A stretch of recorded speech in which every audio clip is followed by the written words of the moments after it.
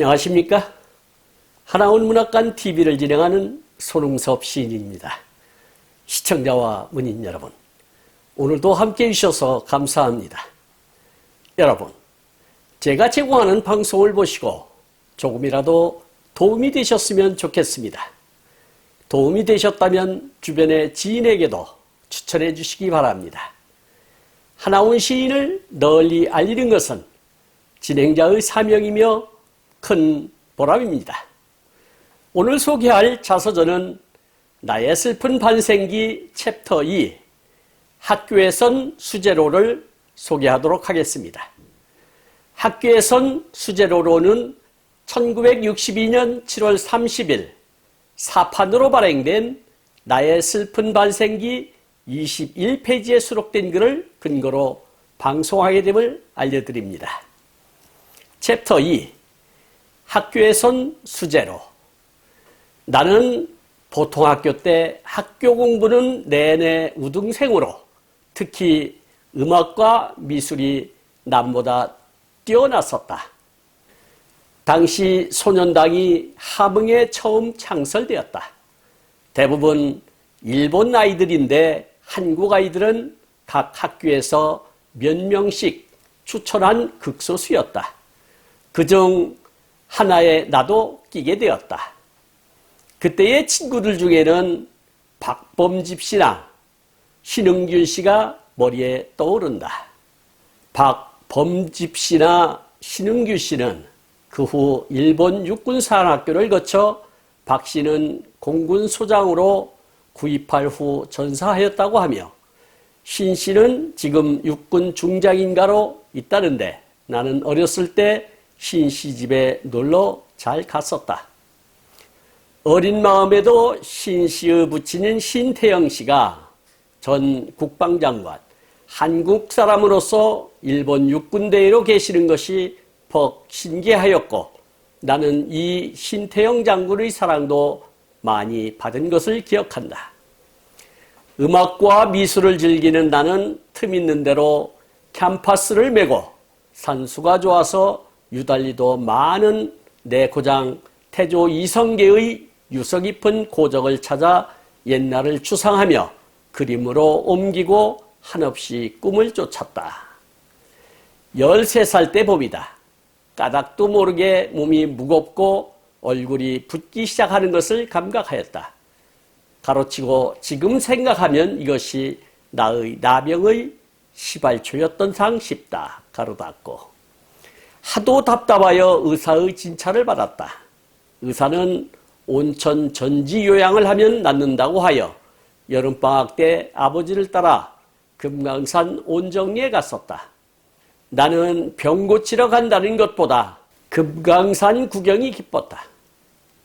산수를 좋아하는 나는 금강산의 자연의 웅대미에 어린 가슴에도 일맥의 법열경에 잠겨 해금강 바닷가에서 산타루치아를 부르며 캠퍼스 위에는 나의 수채화가 반고호의 빛깔로 명쾌해지기만 하였다.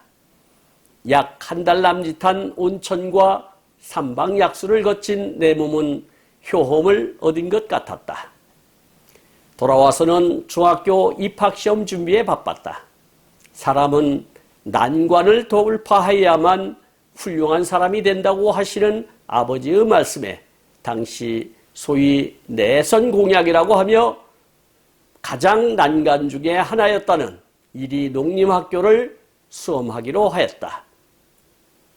함경남 도청에서 19명의 수험자가 있었는데 합격한 자라고는 나밖에는 없었다. 14살 때 봄이었다. 호남 땅 이리로 공부하러 갔었다. 덮어놓고 먼 데로 간다는 것과 낯선 땅에서 공부한다는 것이 무척 즐거웠었다.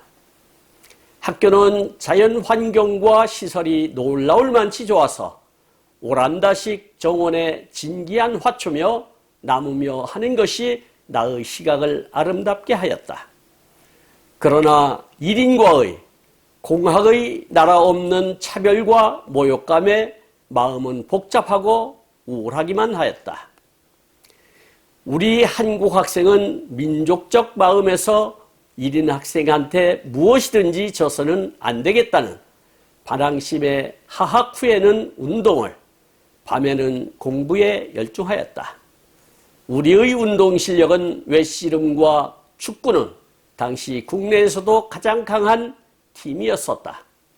외씨름은 조선 대표로서 언제나 전일본 대회까지 출전하고 전일본을 통해서도 우수한 팀이었고, 축구는 전통이 있는 배제 고부팀쯤은 벗도 아니었었다.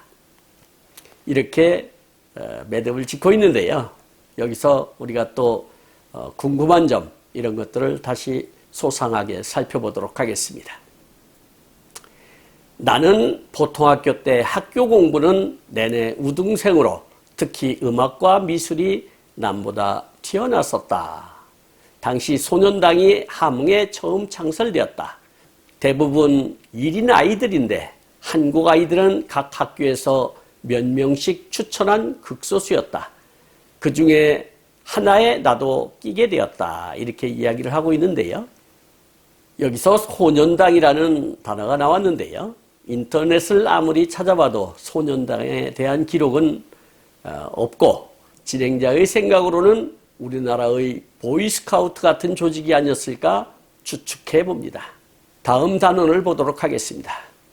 음악과 미술을 즐기는 나는 틈 있는 대로 캠퍼스를 메고 산수가 좋아서 유달리도 많은 내 고장 태조 이성계의 유서 깊은 고적을 찾아 옛날을 추상하며 그림으로 옮기고 한없이 꿈을 쫓았다. 이렇게 기록을 하고 있는데요. 여기서 캠퍼스라고 하는 것은 캔버스를 이야기하는데, 캔버스 천, 도화지를 뜻하며 원래는 대마 또는 아마포를 말한다 할 수 있겠고요. 현재는 대부분 면사로 재직된다. 그리고 강하고 치밀한 직물로 바지, 신발, 천막, 포대, 우편낭, 실내 장식 등에 쓰인다. 이렇게 이해하시면 좋겠습니다. 그리고 태조 이성계라는 말이 나왔는데요.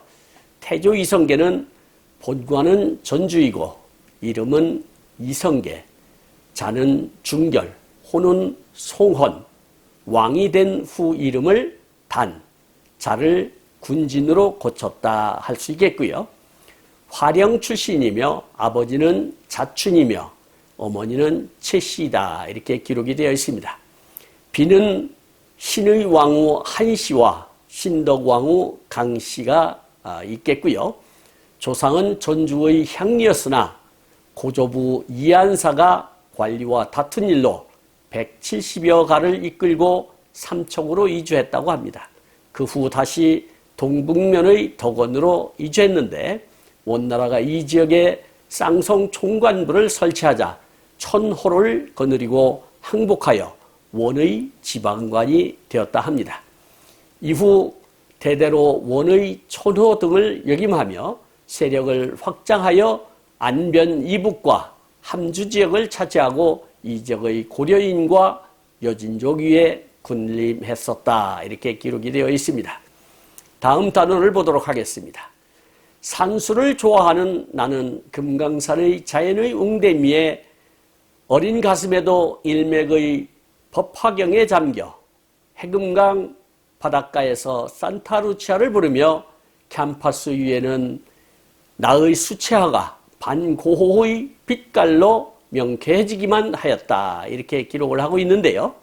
여기서 일맥이라고 하는 것은 하나의 줄기라는 뜻인데 여기서는 한 가지에 몰두하여라는 뜻이 더 어울릴 듯합니다.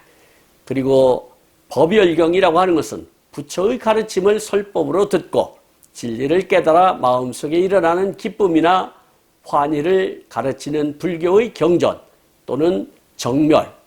정멸이라고 하는 것은 번뇌의 세상을 완전히 벗어난 높은 경지를 말한다 할 수 있겠습니다.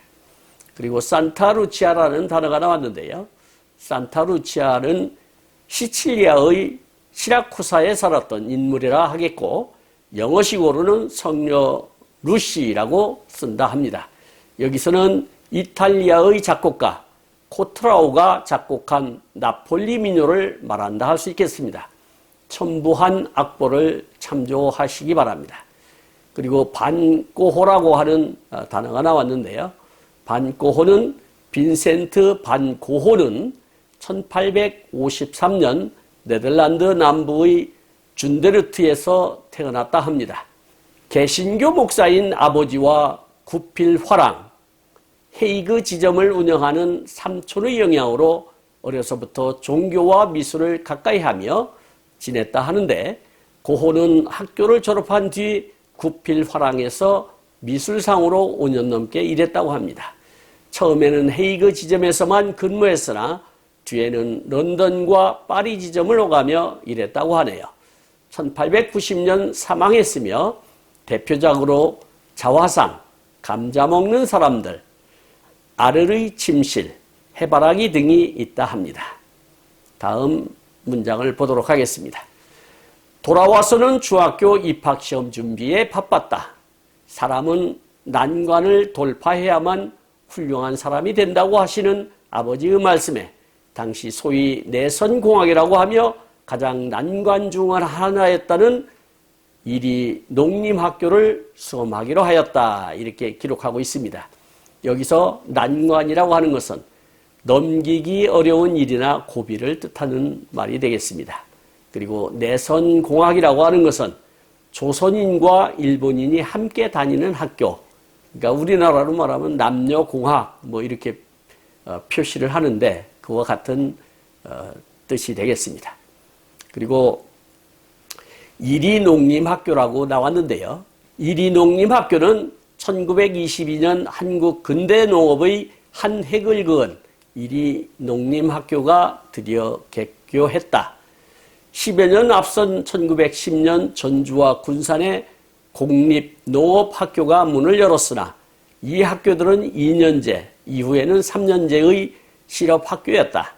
이리농림은 유일한 관립학교이자 5년제 전문학교로 조선 학생과 일본 학생 반반으로 구성된 이른바 내선공학의 농업학교였다. 이렇게 알 수 있겠습니다. 이리농림은 수원농림, 진주농림과 함께 조선의 3대 명문이었고 조선 최고의 수재들이 들어오는 학교였다. 이렇게 판단할 수 있겠습니다. 다음 문장을 보도록 하겠습니다. 학교는 자연환경과 시설이 놀라울 만치 좋아서 오란다식 정원에 진기한 화초며 나무며 하는 것이 나의 시각을 아름답게 하였다. 이렇게 기록을 하고 있습니다. 여기서 오란다라고 하는 것은 일본식 단어인데 네덜란드를 칭하는 일본어 단어로 포르투갈어로서는 홀랜드에서 왔다. 이렇게 표현을 하고 있습니다. 그러니까 네덜란드식 정원을 말하는데 첨부한 사진을 참조 바랍니다. 다음 문장을 보도록 하겠습니다. 우리 한국 학생은 민족적 마음에서 1인 학생한테 무엇이든지 져서는 안 되겠다는 반항심에 하학 후에는 운동을, 밤에는 공부에 열중하였다. 우리의 운동 실력은 외씨름과 축구는 당시 국내에서도 가장 강한 팀이었었다. 외씨름은 조선 대표로서 언제나 전일본 대회까지 출전하고 전일본을 통해서도 우수한 팀이었고, 축구는 전통이 있는 배제 고보팀쯤은 벗도 아니었다. 이렇게 기록을 하고 있습니다. 여기서 반항심이라고 하는 것은 다른 사람이나 기존의 권위 따위에 대하여 반대하거나 저항하려는 마음, 이것을 반항심이라 할 수 있겠죠. 그리고 하학이라고 하는 것은 학교에서 그날의 수업을 마침, 이런 뜻인데 우리가 옛날에 선생님한테 듣는 얘기는 하학 후에는 집에 가서 농사일을 잘 도와라 이렇게 말씀을 하셨는데, 그때가 이제 수업을 마치고 집으로 돌아가는 그거를 하학이라 이렇게 부르고 있습니다. 그리고 배제고보라고 하는 단어가 나왔는데요. 배제고보는 배제학당을 이야기하는데, 배제학당은 1885년 8월 3일 미국의 감리교 선교사인 헨리 아펜젤러가 서울에 세운 근대식 중등교육기관이며 배제중학교, 배제고등학교, 배제대학교의 전신이라 할 수 있겠습니다. 기존에는 배제학당이 한국 최초의 근대식 중등교육기관으로 알려졌으나 원산 학사가 배제학당보다 2년 앞선 1883년에 설립된 사실이 밝혀졌습니다. 고종 22년 1885년 7월 아펜젤러 목사가 서울에 들어와 1개월 먼저 와 있던 스크랜턴 의사의 집 한 채를 빌려 2칸짜리 방의 벽을 헐고 조그마한 교실을 만들었다 합니다. 동년 8월 3일 이겸나, 고영필이라는 두 학생을 얻어 수업을 시작함으로써 한국 근대학교의 역사가 시작되었다 하겠습니다. 1886년 6월 8일 고종은 배양영제의 줄임말인 배제학당이라는 교명과 액을 내리었다. 이렇게 기록이 되어 있습니다. 배제학당의 사진을 첨부했으니까 참고해 주시기 바랍니다. 지금까지 함께 하신 시청자와 문인 여러분 감사합니다. 제가 하나훈 문학관 TV를 방송하는 이유는 고난과 역경을 딛고 문학의 꽃을 피우신 하나훈 시인을 널리 알리기 위해서입니다. 여러분의 주변이나 하나훈 시인에 관심 있으신 분께서는 인터넷 포털 다음의 카페에서 하나훈 문학관을 검색하여 가입하시면 고 하나훈 시인에 대한 다양한 자료를 접할 수 있으며 많은 시인과 문학 활동을 함께할 수 있습니다. 그리고 유튜브에서 하나훈 문학관 TV를 검색하시면 하나훈 시인의 진면목을 발견하실 수 있습니다. 다음 제195화는 하나훈 시인의 자서전 나의 슬픈 반생기 챕터 3 낭만의 꽃은 피어를 소개하도록 하겠습니다. 그리고 광고 말씀 드리겠습니다. 하나훈 문학관에서는 화면의 사진과 같이 문인의 등용문인 파랑새라는 문학지를 발간하고 있습니다. 화면에 있는 안내에 따라 기고해 주시기 바랍니다. 보다 더 알찬 내용으로 찾아뵙겠습니다. 감사합니다. 진행의 손흥섭이었습니다.